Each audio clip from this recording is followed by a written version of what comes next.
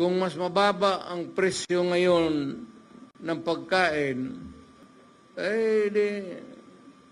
iboto natin yung mga kandidato niya. Nakikita mo naman, talagang almost hindi na kaya. Hindi kaya ng tao.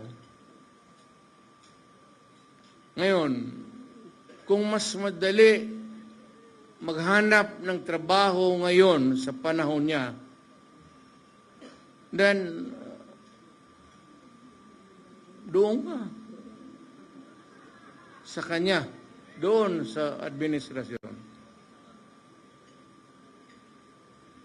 Kung sa panahon na ito, kung pante ka na maglakad, na walang takot, nakakapagpasyal ka, baski saan,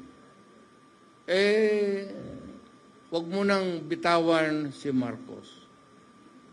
Piliin mo na yung kandidato niya.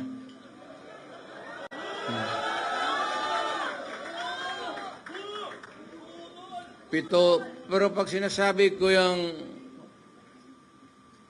pag nagsasalita ako, gumaganyan ako, ibig sabihin, ito yung kapalit.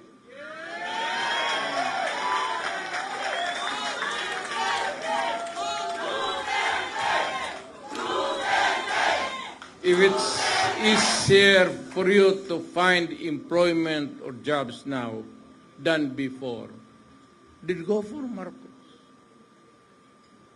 Yan ang sabihin ko na medyo basic na hindi na